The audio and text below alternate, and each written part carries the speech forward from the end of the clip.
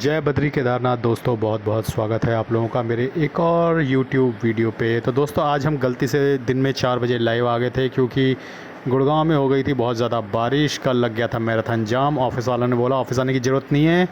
रात को मेल डाली थी लेकिन लोग तब तक घर ही नहीं पहुँचे थे, तो उन्होंने रात को 3 बजे वो मेल पड़ी होगी और 4 बजे वो सोए होंगे तो वो नहीं उठ पाए। तो मैं तो मेट्रो पकड़ के वापस आ गया था। देखो मैं हूँ स्मार्ट, मैंने छोड़ी गाड़ी ऑफिस में ही, मैंने पकड़ी मेट्रो, 1.5 घंटे में घर वापस। बाकी जो गाड़ी वाले थे वही फंसे हैं शाम तक। 5 बजे निकले हैं, रात को 11 बजे तक वहीं फंसे हुए हैं जाम में। हमने छोड़ी गाड़ी। एटीट्यूड लेके नहीं चलना ना सामने की गाड़ी है तो बस गाड़ी में ही जाना है। क्या है, मेट्रो में आ गए वापस, ठीक है। 1.5 घंटे में गाड़ी ऑफिस में छोड़ दी। अब कल जाएंगे, गाड़ी उठा लेंगे वापस आते हुए घर। तो चलिए पहले बात करते हैं इंडिसेस की, इसके बाद म्यूचुअल फंड में कितना नफ़ा नुकसान हुआ वो भी देखेंगे। प्लस आज मैंने एक ETF भी सेल किया तो शेयर्स वाला पोर्टफोलियो भी देखेंगे। तो निफ्टी 50 आज 0.18% लुढ़क गया है। उसने कहा कि मैं क्यों चढ़ता रहूँ, आज मैं लुढ़क जाता हूँ। मिड कैप 50 0.22% अप है, मिड कैप 100 0.27% अप है, मिड कैप 150 0.18% अप है। यानी कि मिड कैप वाले म्यूचुअल फंड्स में तो होगा मुनाफा। स्मॉल कैप 100 0.53% अप है, स्मॉल कैप 50 0.52% अप है, स्मॉल कैप 250 0.59% अप है। और स्मॉल कैप वाले म्यूचुअल फंड में थोड़ा ज़्यादा मुनाफा होगा। यानी कि ओवरऑल आज हमारा पोर्टफोलियो पॉजिटिव ही रहने वाला है, क्योंकि निफ्टी 50 जो है 0.18% घटा है, बहुत ज़्यादा वो भी नहीं घटा है। तो और स्मॉल कैप और मिड कैप में तो मुनाफा ही है। तो ओवरऑल पोर्टफोलियो आज पॉजिटिव रहेगा। एक बार नज़र मार लेते हैं कि FIRDI ने क्या किया है। FIRDI ने आज जो है 1100 करोड़ की सेलिंग कर दी है। देखो मैंने पहले ही बता दिया, जब तक रुपी स्ट्रांग नहीं होता, रुपी कमज़ोर होता जा रहा है। और ट्रेडिशनली ये देखा गया है, अगर आप डेटा को एनालाइज करोगे, जब भी रुपी कमज़ोर होता है FI सेल करता है। देखो उसका उसका मकसद ये होता है कि 5-6% इंडियन मार्केट से रिटर्न निकल जाए और 2-3% वो एक्सचेंज रेट पे कमा ले। ठीक है, मान लो रुपी 85 के आसपास है, वो तब इन्वेस्ट करते हैं और 89 के आसपास आता है तब बेच देते हैं। तो 3-4% उन्होंने फ्लक्चुएशन में कमा लिया, 5-6% मार्केट से कमा लिया, बन गए उनके 10%। तो इस तरीके से FI सोचता है। तो जब भी रुपी कमज़ोर होता है डॉलर के अगेंस्ट, आप देखोगे कि FI सेल करता है। और अब ये सेलिंग सिर्फ करेंसी के लेकर हो रही है, इसका अब ये टैरिफ वैरिफ से कोई लेना देना नहीं है। एक बार ये करेंसी दोबारा स्ट्रांग होनी शुरू होगी तो आप देखोगे कि दोबारा से वो बायर बन जाएंगे। इसके अगेंस्ट हमारे DI ने हमारे धर्मवीर 2500 करोड़ की बाइंग करके चले गए हैं कैश में। अब चलते हैं अपने शेयर्स और ETF के पोर्टफोलियो पे। तो दोस्तों आज मुझे शेयर्स और ETF के पोर्टफोलियो में लगभग 110 रुपये का नोशनल लॉस हुआ है। निफ्टी क्वालिटी ETF ने 14 रुपये का नोशनल गेन दिया है। फार्मा बीज ने 5 रुपये का लॉस दिया है। शरिया बीज ने 1 रुपये का भारी मुनाफा दिया है। LPL30 ETF ने 9 रुपये का भारी नुकसान। लो वोल्टाइल ETF ने 1 रुपये का भारी मुनाफा, और ये तो बिग गया। खैर इरकॉन ने 418 रुपये का गेन दिया है। HDFC क्वाल ETF ने 35 रुपये का गेन दिया है। डिवा बीज ने 33 रुपये का गेन दिया है। बैंक बीज ने 3 रुपये का नुकसान। सेंसेक्स ने 9 रुपये का नुकसान। IT बीज ने 4 रुपये का गेन। FMCG ETF ने 65 रुपये का गेन। टॉप 10 ऐड ETF ने 27 रुपये का लॉस। ICICI BT2 12 रुपये का गेन। जीनस पावर 43 का लॉस। टाटा मोटर्स 552 का लॉस। इंडसइंड बैंक 46 रुपये का नुकसान। तो दोस्तों ये लो वोल्टाइल ETF करके एक ETF है, तो इसकी 238 क्वांटिटी मेरे पास जमा थी, वो मैंने आज बेच दी। लगभग 4% के प्रॉफिट में बिकी हैं। हुआ ये था दोस्तों कि दिन में ये 4.5% के प्रॉफिट में चला गया था, तो मैंने ना स्टॉप लॉस लगा दिया 4% पे। मैंने कहा कि आज तो मार्केट भाग गई है और क्लोजिंग है तो ये ऊपर चला जाएगा 5%, तो मैं 5% का मैंने टारगेट लगाया और 4% का स्टॉप लॉस लगा दिया। अब वो 4.5% तो पहुँच गया था। मुझे लग रहा था कि आखिरी के 1-2 घंटे में मार्केट ऊपर जाएगी, लेकिन हो उसका उल्टा गया। मार्केट एकदम नीचे आ गई और मेरा स्टॉप लॉस हिट हो गया। तब कोई नहीं, 200 सवा 200 रुपये, कुछ 200-210 रुपये ऐसे कुछ बने हैं, वो आ गए हैं 4%। तो एक ETF और हिट हो गया है। तो 5% सोचा था लेकिन 4% पे हिट हो गया। कोई बात नहीं, कुछ तो अंदर आ रहा है। 200-300 ऐसे करके बनता जा रहा है, तो कोई दिक्कत नहीं है। मुझे तो मेरा ETF वाला काम ठीक ठाक चल रहा है। और ओवरऑल आप देख सकते हो कि निफ्टी क्वालिटी ETF जो है 1.71% के प्रॉफिट में है इस वक्त। फार्मा बीज अभी 0.84% के नुकसान में है। ओवरऑल आप देख सकते हो 1,69,000 की इन्वेस्टमेंट है और 1,50,000 करंट वैल्यूएशन है। 18,000 का नुकसान है 11% का। शरिया बीज अभी 0.72 के प्रॉफिट में है। LPL30 ETF 1.92% के नुकसान में है। लो वॉलेटाइल ETF ये बिक गया है, तो ये ऐसे दिखा रहा है, लेकिन मैंने 4% पे इसे बेच दिया था। इरकॉन 27% के नुकसान में है।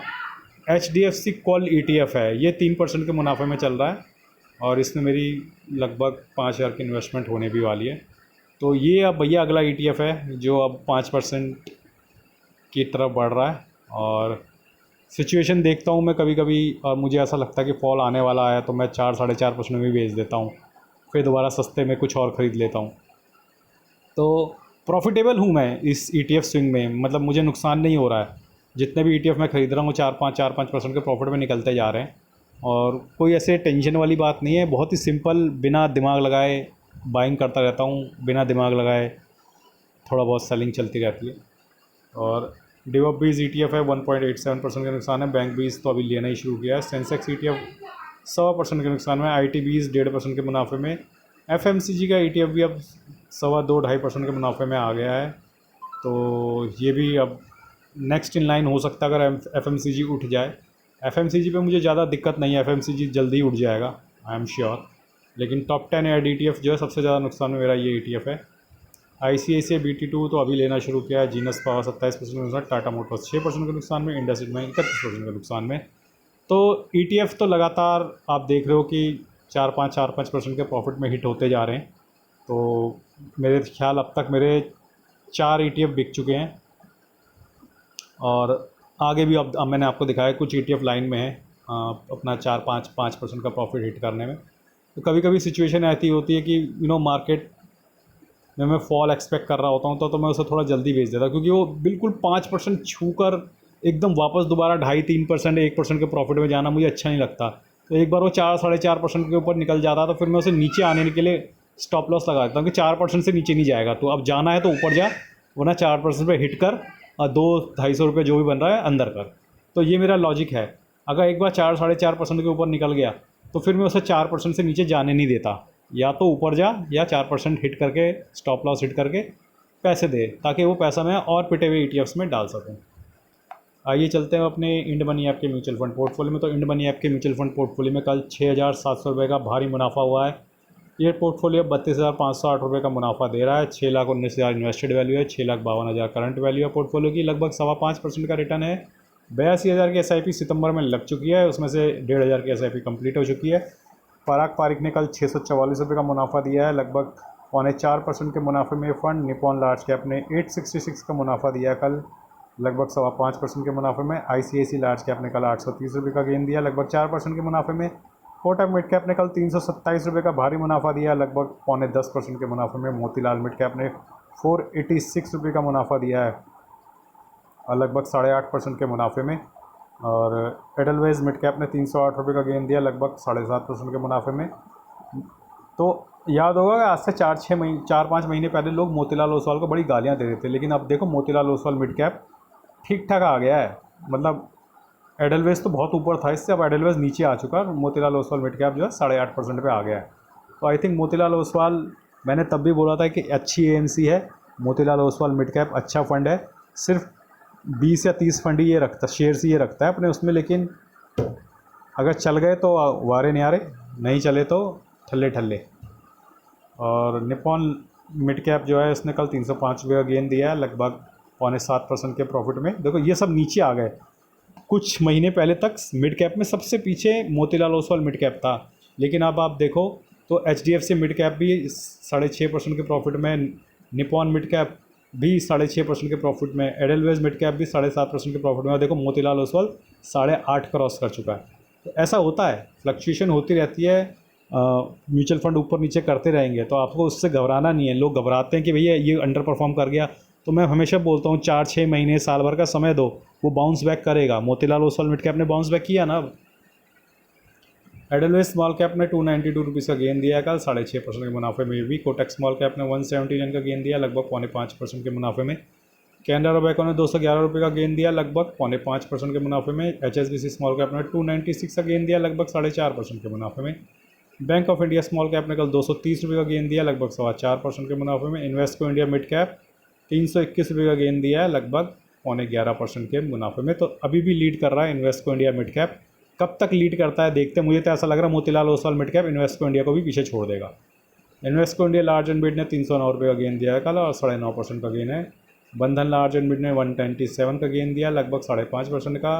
निपॉन इंडिया स्मॉल कैप ने 251 रुपये का गेन दिया लगभग 5%। टाटा स्मॉल कैप 97 रुपये का गेन 4.5%। SBI स्मॉल कैप 169 रुपये का गेन लगभग 4.5%। GM फ्लेक्सी कैप 187 रुपये का गेन लगभग 2.25% का गेन। कौन कौन सी SIP मेरी आज कटी एक बार फटाफट दिखा देता हूँ। तो Nippon large cap, ICICI large cap, edelweiss small cap, ये 3 SIP मेरी आज कटी हैं।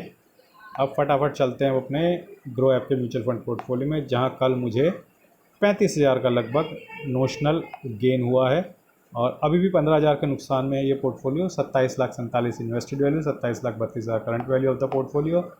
और फटाफट एक बार मैं दिखा देता हूँ कि किस किस म्यूचुअल फंड ने कल कितना रिटर्न दिया है। तो सबसे ज़्यादा रिटर्न देने वाला मोतीलाल ओसवाल मिड कैप, लगभग 2.5% का रिटर्न एक ही दिन में दे दिया है और लगभग 6200 रुपये का मुनाफा यहाँ पे। मोतीलाल ओसवाल डिफेंस भी कल था, इन्वेस्को इंडिया मिड कैप। मैं फटाफट स्क्रॉल कर लेता हूँ और आई होप कि किसी ने कल नेगेटिव रिटर्न तो नहीं दिया होगा, लेकिन सरप्राइज़ हो सकता है, लेकिन नहीं है, सब ने पॉजिटिव रिटर्न ही दिया है। तो दोस्तों ये थी स्थिति मेरे तीनों ही पोर्टफोलियो की। उम्मीद करता हूँ आपको वीडियो पसंद आया होगा। मेरे चैनल का नाम है ओपिनियन मास्टर रिएक्शंस और मैंने कुछ वीडियो में म्यूचुअल फंड की बुक्स के फ्लिपकार्ट के लिंक दे रखे हैं। अगर आप अपने मोबाइल स्क्रीन पर टैप करेंगे तो लेफ़्ट साइड बॉटम में आपको वो लिंक्स मिल जाएंगे। कृपया वहाँ से जाके ख़रीदारी करें और मेरे चैनल को लाइक शेयर सब्सक्राइब करना ना भूलें। मेरे चैनल का नाम है opinion master reactions, opinion master reactions, opinion master reactions.